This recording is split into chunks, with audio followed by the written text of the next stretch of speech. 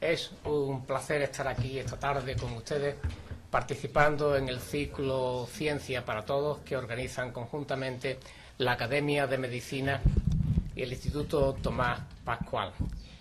Voy a discutir algunos acontecimientos químicos muy pretéritos que, sin embargo, son trascendentes para todos. Voy a hablar sobre el origen de los elementos químicos y también sobre las moléculas que forman, especialmente sobre las moléculas precursoras de la vida, los aminoácidos, hidratos de carbono, bases nitrogenadas y otras que tuvieron necesariamente que existir en la Tierra antes de que se desarrollara en ella la vida. Al contemplar una imagen como esta, es posible que en alguna ocasión se hayan preguntado de qué están hechas las cosas. La materia que nos rodea, la naturaleza de la que de hecho somos parte nosotros mismos. En la imagen encontramos en primer plano agua, al fondo hay montañas y por tanto minerales, rocas, tierra. Hay también vida, tanto vegetal como animal. Toda la materia ordinaria, está constituida por los 90 elementos químicos naturales que los químicos clasificamos en esa distribución, la tabla periódica. El primero y el más sencillo es el hidrógeno y el último de los naturales es el uranio. La vida no necesita de tantos elementos, se basta con apenas la tercera parte. De forma mayoritaria, solo 4, hidrógeno, carbono, nitrógeno y oxígeno, se combinan de incontables formas para dar las moléculas de la vida, aunque para ello necesitan de la contribución indispensable de otros 23 o tal vez 25 elementos, representados con distintos colores que hoy no procede discutir. Pero en definitiva, casi 30 elementos químicos son suficientes para sostener la vida como la conocemos. Otra reflexión importante que surge al hacer estas consideraciones es cuál es el origen de los elementos, cómo y cuándo se formaron y cómo llegaron hasta aquí. La respuesta sencilla a esta cuestión es atractiva, es incluso romántica, porque nuestros átomos y los átomos que componen todo lo que tenemos alrededor vienen de las estrellas. La respuesta precisa, detallada, científica, es muy compleja y fue necesario esperar hasta la segunda mitad del siglo pasado para que 4 ilustres físicos, el matrimonio Burbidge, Margaret y Jeffrey, William Fowler y Fred Hoyle, propusieran en este artículo legendario que los elementos químicos se formaron en las reacciones nucleares que ocurrieron y siguen acaeciendo en las estrellas en un proceso que se conoce como la nucleosíntesis estelar, que utiliza como combustible nuclear el hidrógeno que se formó en la gran explosión. Desde una perspectiva científica, la gran explosión cósmica, el Big Bang, es el mejor modelo de que disponemos para explicar el origen del universo. Postula que hace unos 13.700 millones de años, de forma espontánea, se produjo la gran explosión cósmica que dio origen al espacio, la energía y el tiempo. La temperatura inicial fue extraordinariamente elevada, pero pronto, con la expansión, el universo se enfrió y apenas un par de minutos después la temperatura había descendido hasta unos 1.000 millones de Kelvin, permitiendo que las partículas elementales se asociaran formando los núcleos de los elementos más ligeros. Grandiosas cantidades de hidrógeno, igualmente cantidades muy altas de helio y tan solo trazas del elemento siguiente, el litio. Todos los demás elementos químicos, con muy pocas excepciones, los más pesados, elementos que los astrónomos llaman indiscriminadamente metales, lo sean o no, todos los demás se formaron en la nucleosíntesis estelar. Ese es el origen de la materia ordinaria, la materia que los físicos llaman bariónica, que hasta hace tan solo unas décadas se creía era el constituyente único o casi único del universo. Hoy, sin embargo, sabemos que la materia bariónica es tan solo un 4,6% del total y que hay nada menos que un 23% de una forma misteriosa de materia, denominada materia oscura, que ejerce un efecto gravitatorio, pero que no emite ni absorbe radiación, luz. Y nada menos que un 72% de otra forma todavía más misteriosa de energía, la energía oscura, que es, al parecer, responsable de la expansión acelerada del universo. Se cree que la materia oscura forma enormes, gigantescos halos en torno a las galaxias y otras estructuras cósmicas. El estudio de la materia oscura y de la energía oscura constituyen uno de los temas más atractivos de la astrofísica moderna, actual, y de hecho la propuesta de que la energía oscura es responsable de la expansión acelerada del universo fue distinguida con el Premio Nobel de Física de 2011. Durante los primeros cientos de millones de años, el universo estuvo sumido en una oscuridad impenetrable. Las primeras estrellas se formaron unos 400 millones de años después del Big Bang, a partir del gas primordial, a partir del hidrógeno y del helio originados en la gran explosión. Debieron ser estrellas de porte grandioso, con masa entre 50 y 300 veces la masa del Sol, y como consecuencia de ello tuvieron una existencia relativamente corta, pero una vida muy intensa, porque a las altísimas temperaturas de su interior se produjeron en ellas enormes cantidades de todos los elementos químicos, los elementos más pesados. Muchas de estas estrellas murieron de forma realmente espectacular, en grandes explosiones llamadas supernovas que esparcieron por el espacio interestelar las primeras cantidades de los elementos químicos más pesados. De modo que entonces el universo dejó de ser puro, dejó de ser prístino y se impurificó con los elementos más pesados. Y a este respecto me gustaría hacer una breve referencia a una reflexión de Primo Levi, uno de los grandes intelectuales europeos de la última parte del siglo pasado. Levi fue químico de nacionalidad italiana, judío sefardí, y sufrió las consecuencias del horror nazi. Estuvo internado en el campo de exterminio de Auschwitz, aunque sobrevivió. Y en este librito, que se llama La tabla periódica, en el capítulo que le dedica al zinc, hace, en clara referencia a la pureza de los nazis, hace un elogio de la impureza. Dice él que debemos elogiar la impureza, porque da lugar a los cambios, en definitiva, a la vida. Y añade que para que la vida exista y pueda ser vivida, y para que los suelos sean fértiles, se necesitan las impurezas y las impurezas de las impurezas. El universo entonces se impurificó, y la semilla de hace miles de millones de años, muchos miles de millones de años después, fructificó y dio origen a la vida que conocemos hoy en la Tierra. El material expulsado al espacio interestelar se mezcló con el gas primordial, sirvió para formar las estrellas de siguiente generación que cumplieron su ciclo vital, y así hasta nuestros días. El Sol, de hecho, se cree que es una estrella de tercera generación. No es hoy el momento de discutir con el detalle debido la nucleosíntesis de los elementos químicos, pero sí me gustaría hacer una breve referencia a la de los elementos carbono, nitrógeno y oxígeno, porque junto con el hidrógeno producido en la gran explosión son los 4 pilares sobre los cuales descansa la vida. El Sol, centro del sistema solar, del que es parte nuestro planeta, se formó hace unos 4.570 millones de años.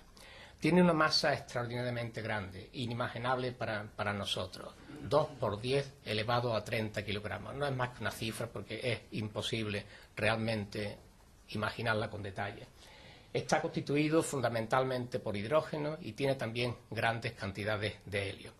Este año, el pasado y parece que el siguiente son años de gran actividad solar y por eso querría aprovechar la ocasión para mostrarles esta espectacular erupción en la superficie del Sol que nos trajo el Solar Dynamic Observatory de la NASA hace aproximadamente un año.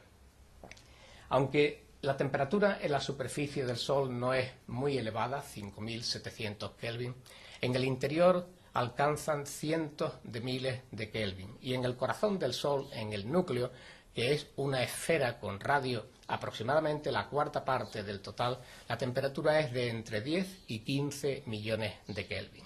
Y en esas condiciones se produce la fusión de los núcleos de hidrógeno, combustión nuclear del hidrógeno, que ocurre principalmente mediante esta secuencia de reacciones que se conoce como la cadena protón-protón-1.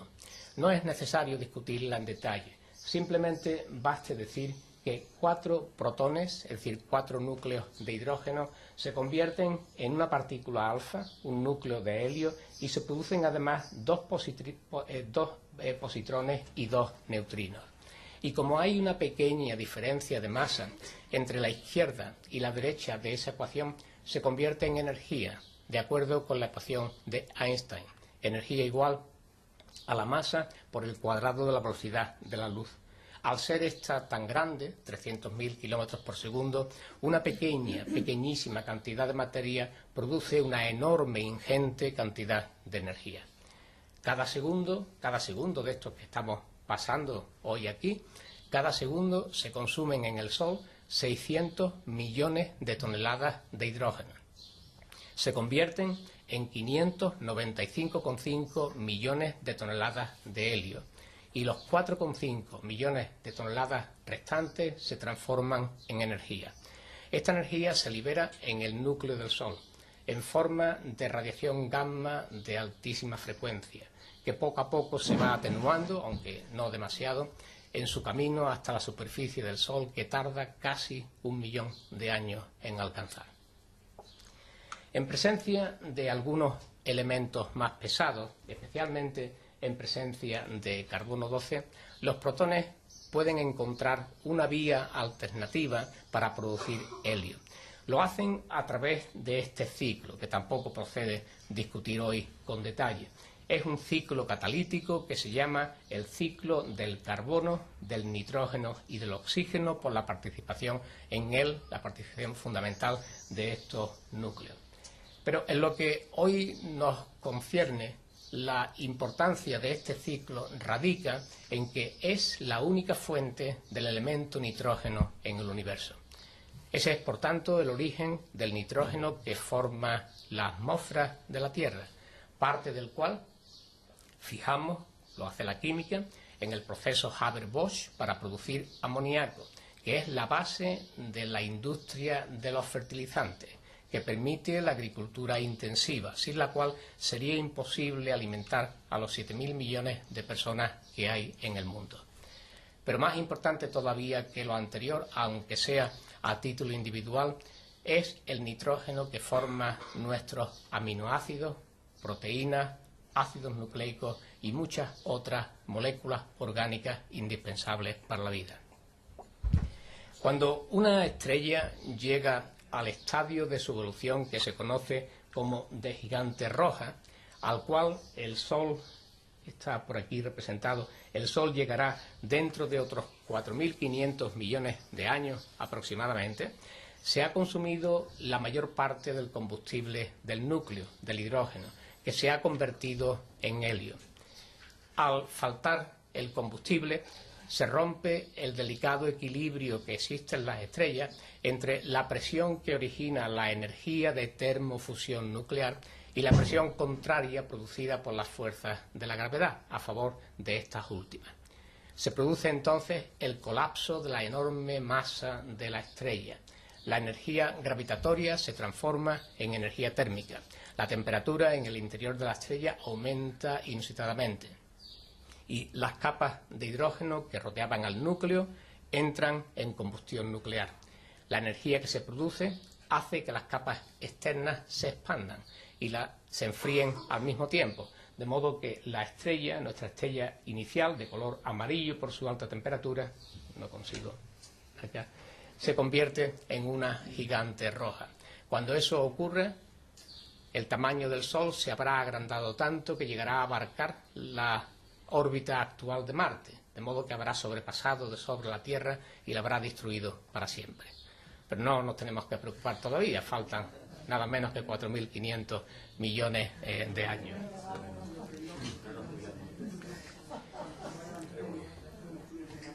En las estrellas que son de masa muy grande, varias veces mayor que la del Sol, la temperatura en el interior puede alcanzar valores muy elevados y puede producirse en el núcleo. La contracción a la que antes me refería hace que aumente la temperatura, y cuando se sobrepasan los 100 millones de Kelvin, 10 veces más que para el hidrógeno, se produce el flash del helio, la combustión nuclear del helio, que ocurre a través de un proceso muy complejo cuya etapa inicial es la fusión, no consigo usar el puntero, la fusión nuclear de dos partículas alfa, dos núcleos de helio para formar un núcleo de berilio 8. Este último es, sin embargo, inestable y se desintegra volviendo atrás, produciendo las dos partículas alfa originales. Pero en las condiciones tan drásticas de densidad, de temperatura y de presión que existen en los núcleos, en el núcleo de las estrellas, se crea una pequeña concentración de equilibrio de berilio 8 que permite la captura de una tercera partícula alfa formando los núcleos de carbono 12. Por razones evidentes, este proceso se denomina la reacción o el proceso triple alfa y es el responsable de la existencia del elemento carbono en el universo y, por tanto, es el último responsable de la existencia de la vida. Después de cientos, miles de años en este estadio de gigante roja, en el núcleo de la estrella se generan grandes cantidades de carbono 12 y estos núcleos pueden capturar una cuarta partícula alfa formando oxígeno 16. De manera que después de cientos de miles de años en esta situación, el resultado global es la formación de cantidades comparables de carbono 12 y de oxígeno 16, que son los nucleidos más abundantes en el universo, después del hidrógeno y del helio, aunque a gran distancia de ellos. Si nuestra estrella es muy grande, muchas veces mayor que el Sol, las temperaturas en el interior pueden alcanzar valores extraordinariamente elevados, cientos de miles de Kelvin, de hecho 1.000 millones, 2.000 millones de Kelvin. Y es posible que ocurran otras reacciones nucleares de fusión que producen núcleos más complejos, no solo carbono y oxígeno, sino también núcleos de neón, de magnesio, la fusión de carbono 12 con oxígeno 16 para producir silicio 28, la formación de núcleos de azufre e incluso la fusión nuclear de los núcleos de silicio 28 para dar hierro 56. Ese es el último núcleo que puede originarse en reacciones de fusión nuclear. Es el más estable de todos los núcleos de los elementos químicos y las reacciones de fusión que van más allá en la tabla periódica son endotérmicas y por tanto no ocurren en la práctica. Los núcleos más pesados se forman mediante otro tipo de transformaciones nucleares, fundamentalmente mediante captura de neutrones, y ocurren bien representados en amarillo en esa imagen, bien en las estrellas de gran tamaño o bien en la etapa final de la vida de las estrellas muy masivas, en las supernovas a las que antes he hecho referencia. Cuando una estrella muy grande, 20, 30, 40 veces mayor que el Sol, llega al último día de su existencia, después de cientos de miles de años de vida, al llegar a esa situación, el núcleo de la estrella, que recuérdese es una esfera relativamente pequeña en comparación con la esfera global, el núcleo de la estrella ha desarrollado una especie de estructura de capas que recuerda la estructura de capas de una cebolla, estando constituidas por los núcleos a los que antes he hecho referencia, formados también en el orden que he indicado. desde fuera hacia adentro, una capa de hidrógeno, después de helio, carbono 12, oxígeno 16, azufre, silicio y finalmente hierro. Cuando las cantidades de hierro son muy grandes, todos los núcleos están en combustión, pero el hierro no lo puede hacer.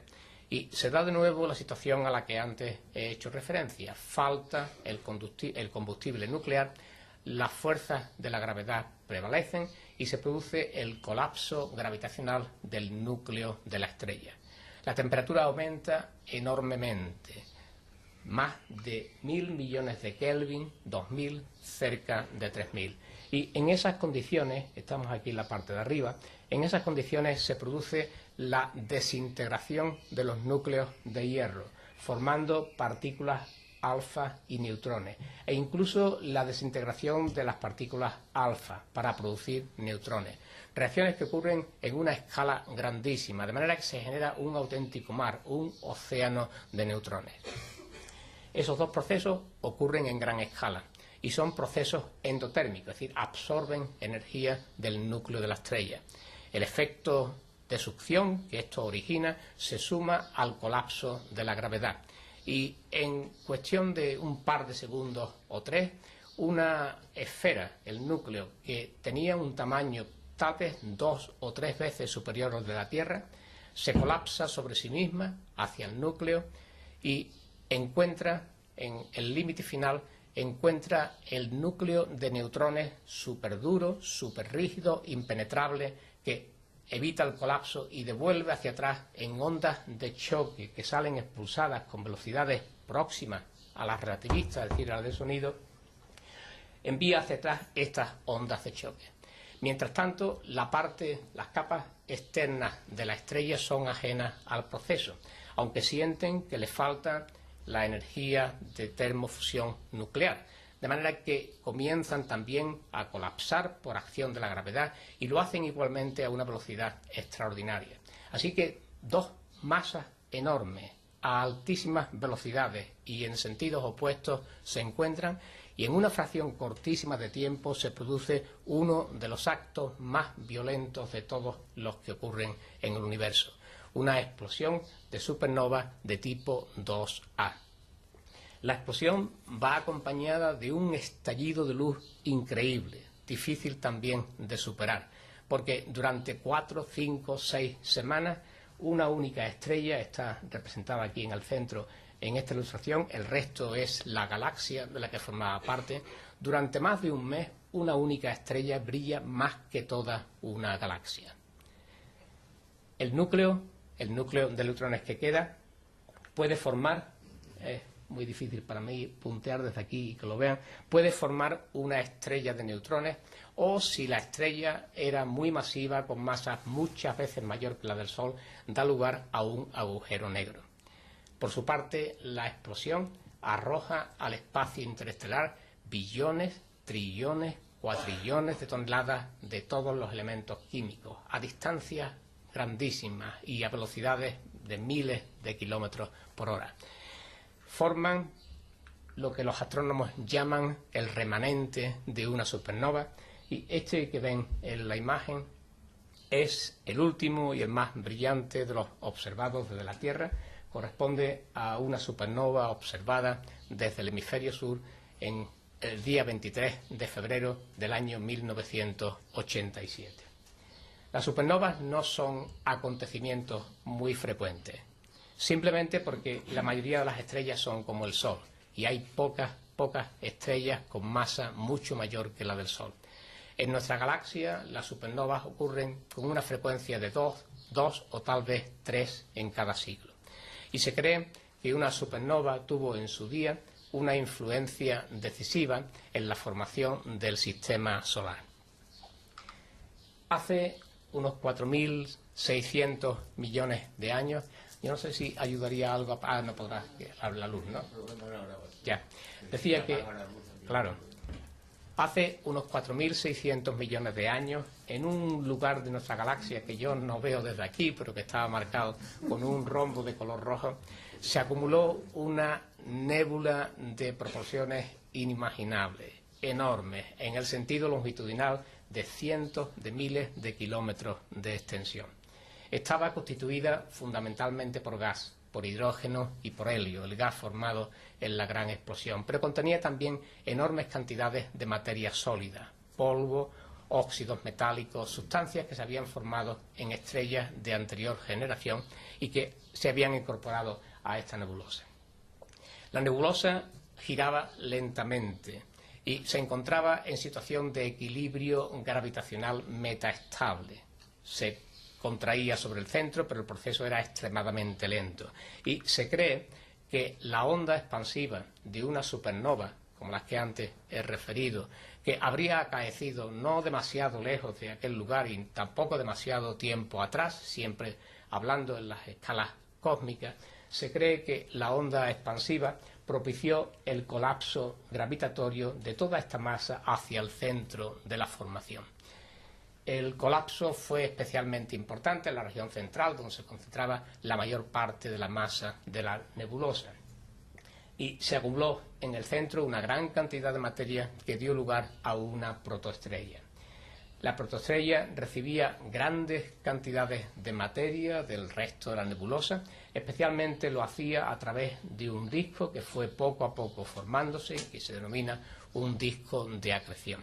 Y al mismo tiempo, simplemente para conservar el momento angular del sistema, arrojaba a lo largo de los polos igualmente enormes cantidades de materia. Esta fase, que es una fase especialmente violenta en la formación de las estrellas, se denomina fase T Tauri y tiene en no pocas ocasiones miles de años de duración. En esta fase se pierde gran parte de la materia que constituía la nebulosa original, pero otra gran parte permanece y es arrojada quedando dentro del campo gravitatorio originado por la protoestrella. Poco a poco ese proceso hace que la parte superior y la parte inferior del disco de acreción se vaya limpiando de gas y de polvo. Los conos se van ensanchando poco a poco. Y debió llegar un momento en el que el conjunto, el sistema, pudo haberse visto desde el exterior si hubiera habido alguien capaz de observarlo en aquellos tiempos. El proceso de contracción continuó, la masa siguió acumulándose en el centro del sistema, cerca de la protoestrella. Cuando la temperatura alcanzó algunos millones de Kelvin, comenzaron los procesos de fusión nuclear del hidrógeno que antes he indicado y la protoestrella se convirtió en nuestra estrella, en el Sol, que desde entonces viene iluminando este rincón de la galaxia en el que estamos, dándonos no solo calor, sino también dándonos la vida. El material que se arrojaba a lo largo de estos conos, el más ligero, impelido por los vientos solares, alcanzó grandísimas distancias. Y este material más ligero dio lugar a los grandes gigantes gaseosos, Júpiter y Saturno, que están constituidos fundamentalmente por hidrógeno, y también a los grandes gigantes helados, Urano y Neptuno, formados fundamentalmente por hielo. En cambio, la materia sólida, más densa, quedó en regiones relativamente próximas a la estrella. Primero quedaron formando cuerpos con un diámetro de algunos cientos de metros. Al chocar, las fuerzas de fricción, las fuerzas gravitatorias hicieron que fueran aumentando de tamaño, se constituyeron en semillas de planetas que se denominan planetesimales y de todas ellas 4 dieron lugar a los 4 planetas rocosos del sistema solar: Mercurio, Venus, la Tierra y Marte. Y aquí estamos. Esta es la esfera casi diminuta que simboliza, representa a la Tierra dentro del sistema solar. Muy poquita cosa en comparación con los planetas gigantes del sistema solar y especialmente muy poquita cosa en comparación con el Sol.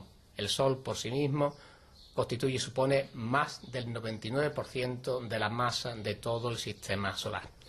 Y aquí vivimos nada menos que 7.000 millones de personas. Y cada una de ellas, es decir, cada uno de nosotros, nos consideramos el centro del universo. Y nuestra estrella, el Sol, no es más que una estrella ordinaria en una galaxia que contiene algunos cientos de miles de millones de estrellas. Y por su parte la Vía Láctea, que hace 100 años se pensaba que solo ella era todo el universo, hoy no es más que una entre cientos de miles de millones de galaxias.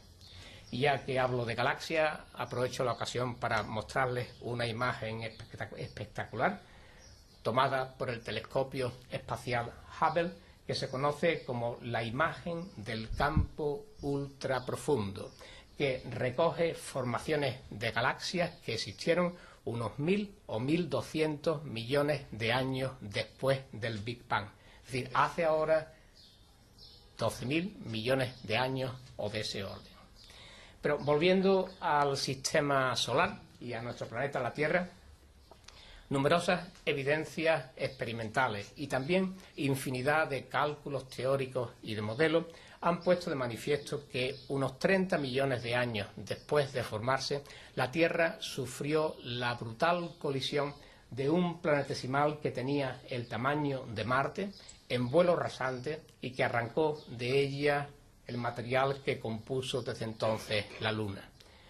Dejó atrás una esfera deforme, fundida o semifundida, que poco a poco, en su devenir casi perpetuo en torno al Sol, poco a poco se fue enfriando.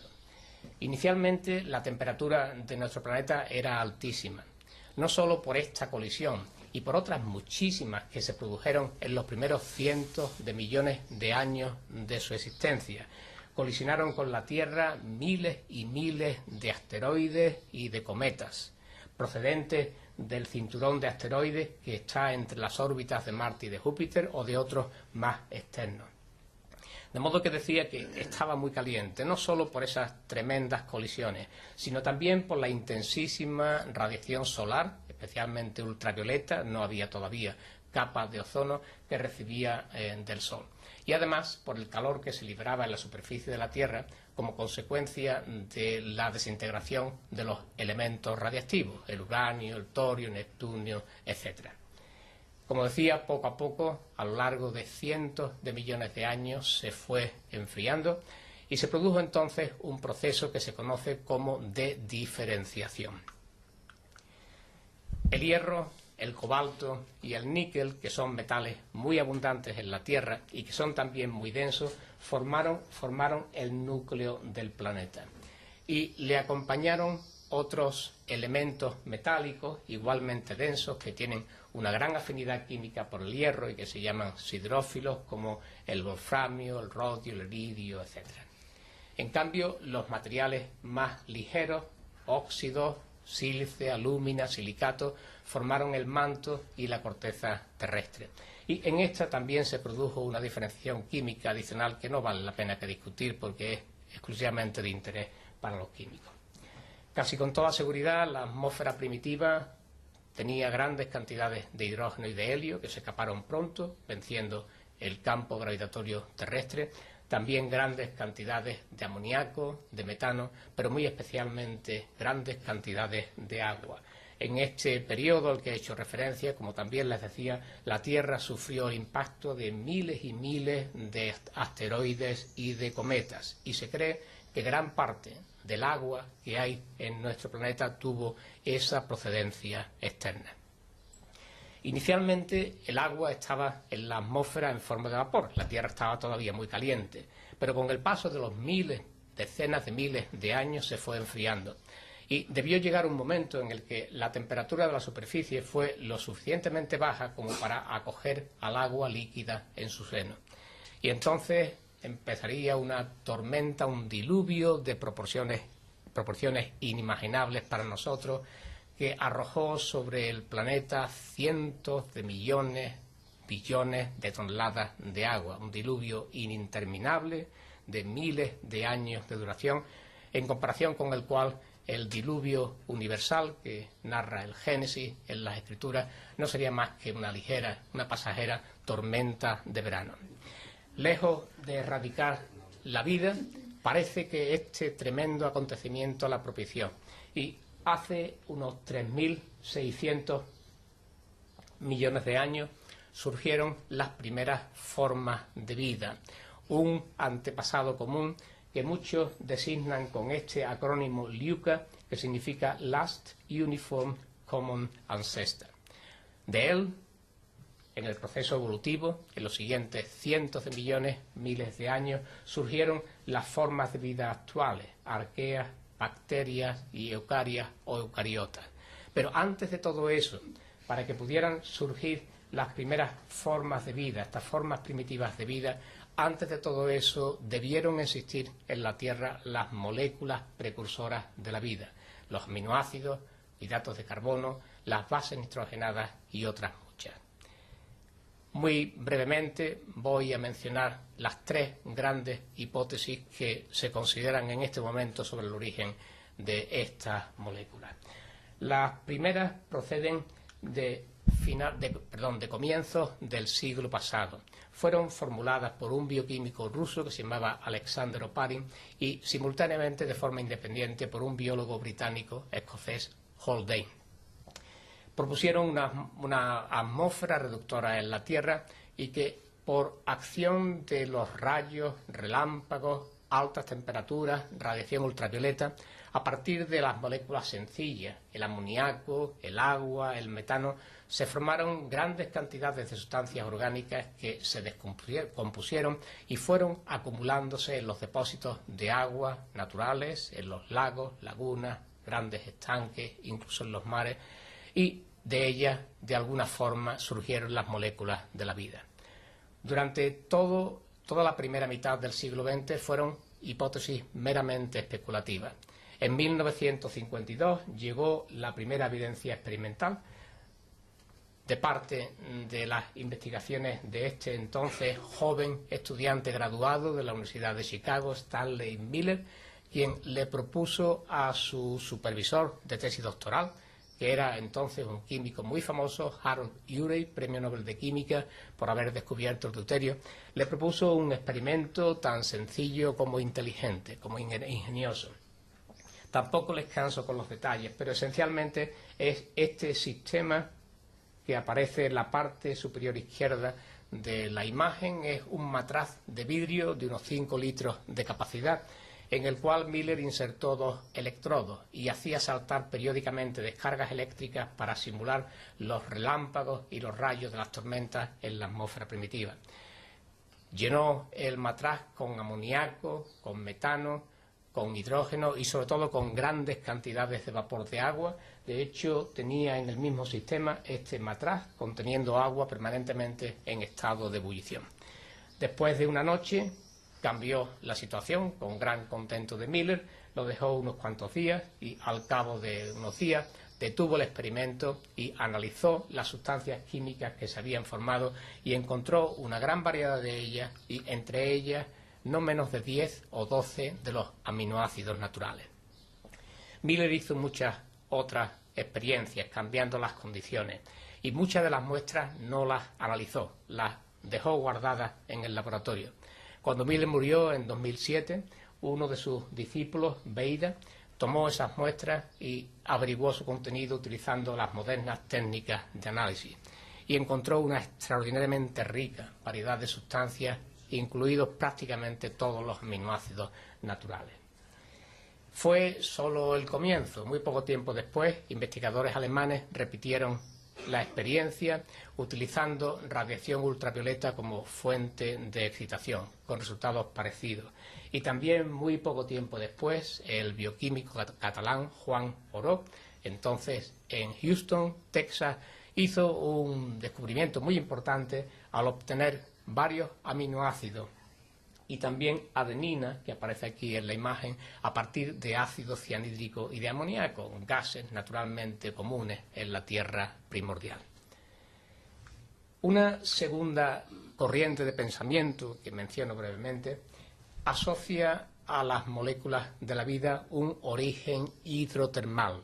Propone que se formaron en las fosas volcánicas que hay en las grandes profundidades oceánicas, en un proceso muy complejo que es catalizado por sulfuros de metales de transición como el hierro, el cobalto y el níquel. Estos sulfuros son extraordinariamente abundantes en nuestro planeta. Recuerden, por ejemplo, la pirita, nombre familiar para todos. Y en esas zonas se concentran grandes cantidades de sulfuros minerales que en esta hipótesis se propone actuaron como catalizadores para el proceso de formación de las moléculas precursoras de la vida. Esta corriente de pensamiento se debe a un bioquímico contemporáneo alemán que se llama Wechters Häuser, y él propone la existencia de un organismo pionero que está constituido por una subestructura inorgánica, los sulfuros a los que he hecho referencia, y una superestructura orgánica que contiene las moléculas orgánicas que resultan de la acción catalítica de los sulfuros anteriores. A diferencia de la propuesta de Miller, la fuente de carbono no es el metano, sino óxidos, sustancias inorgánicas, óxidos del carbono, monóxido y dióxido del carbono. Y en este esquema de reacción muy familiar para nosotros, para los químicos, con cuya descripción no les canso, se forman moléculas que habitualmente participan en los procesos de síntesis actual de las moléculas precursoras de la vida. Por ejemplo, el ácido acético y muy especialmente el ácido pirúvico, cuya aminación reductora produce directamente alanina, un aminoácido.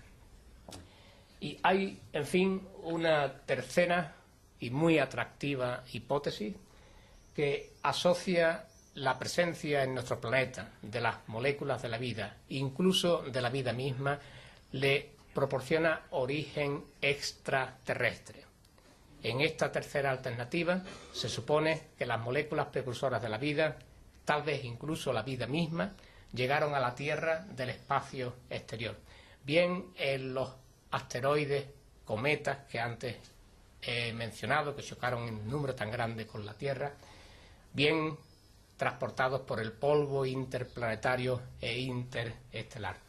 Esta hipótesis se conoce como la hipótesis de la panspermia y naturalmente es muy popular entre los autores de ciencia ficción, pero tiene grandes y muy importantes apoyos científicos en grandes investigadores contemporáneos: Francis Crick, Leslie Orgel, Fred Hoyle y muchos otros grandes científicos son arduos defensores de esta hipótesis. Se sabe sobradamente, y está demostrado de forma fehaciente, que en el espacio interestelar, sobre la superficie de los asteroides, sobre la de los cometas, se forman las moléculas sencillas, el agua,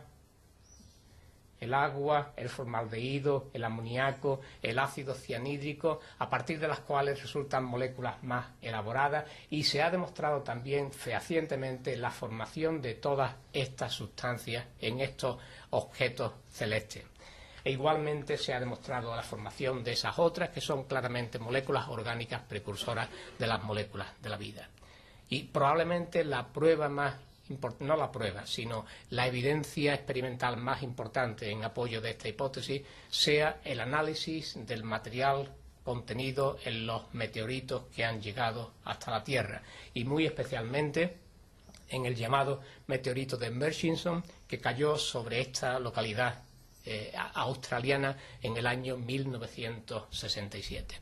El análisis rigurosísimo ha demostrado la presencia de numerosos aminoácidos, y no aminoácidos, tengo que emplear términos químicos, no aminoácidos en forma de mezclas racémicas, son aminoácidos quirales, y las especies quirales, cuando están en la misma proporción, el isómero dextro y el levo, se llaman forma racémica, no solo en forma de mezcla racémica, sino con ligeros excesos de un enantiómero sobre el otro.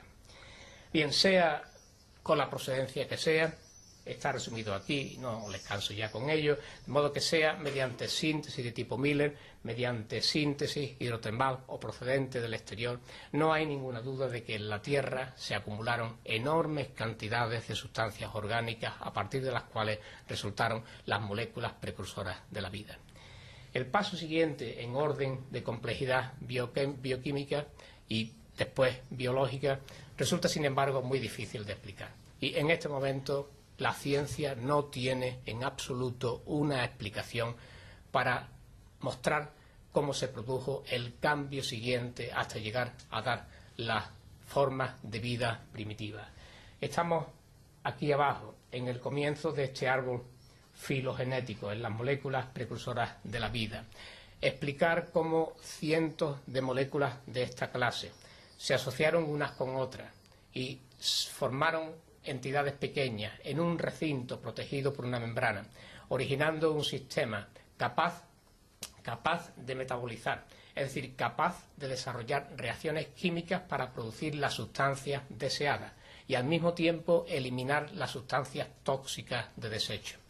Un sistema que además fuera capaz de autorreproducirse, transfiriendo la información genética de una generación a la siguiente, creando una nueva generación prácticamente idéntica a la de partida.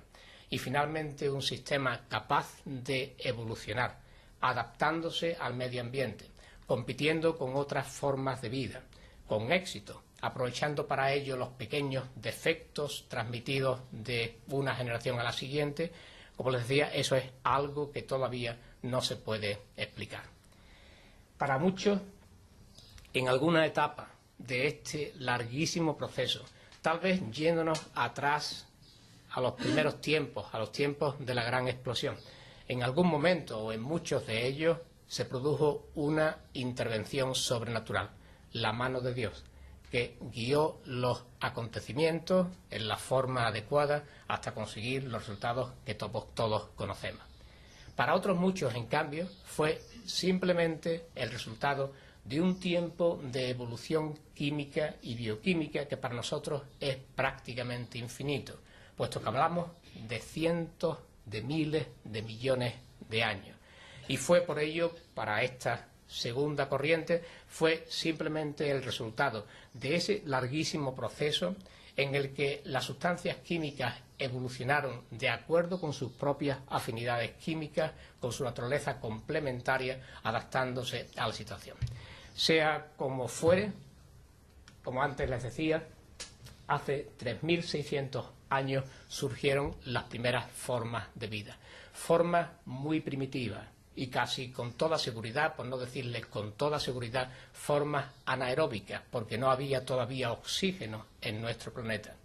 Fue necesario esperar alrededor de 1.000 millones de años para que estas formas primitivas de vida aprendieran a utilizar la energía que todos los días recibían a raudales gratuitamente del Sol, a aprovecharla para convertir el dióxido de carbono y el agua, sustancias abundantísimas en la Tierra primitiva, convertirlas en hidratos de carbono y oxígeno.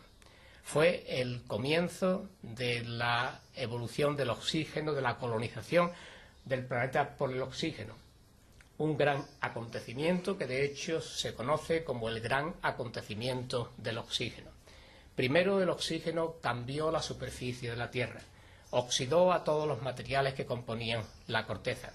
Después se disolvió en las aguas y alteró su composición, oxidó a muchísimas sales e hizo precipitar a otras.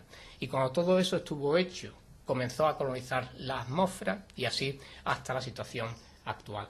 Y una vez en la atmósfera, con gran facilidad, se formó la capa protectora de ozono que permitió que las formas de vida entonces existentes pudieran salir al exterior y comenzaran a colonizar la superficie del planeta. Después de cientos de millones, de algunos miles de millones de años, aquella esfera fundida y deforme, completamente estéril de la que les hablaba hace un ratito, después del impacto que arrancó la Luna, se ha convertido en este planeta azul del que tan orgullosos nos sentimos. Es una extraña, pero hermosísima singularidad, no solo en el sistema solar, sino también en todo el universo que conocemos. En él, en los últimos 2.000, 2.500 millones de años, han surgido una gran variedad de especies de formas de vida. Y entre ellas, hace unos 15 millones de años, los primeros homínidos que evolucionaron hasta hace tan solo 25.000 años, dar lugar al Homo sapiens sapiens, el cual hace unos 10.000 años comenzó la práctica de la agricultura, comenzó con el cuidado de los animales y con otras actividades que han conducido a la sociedad moderna que nosotros conocemos hoy.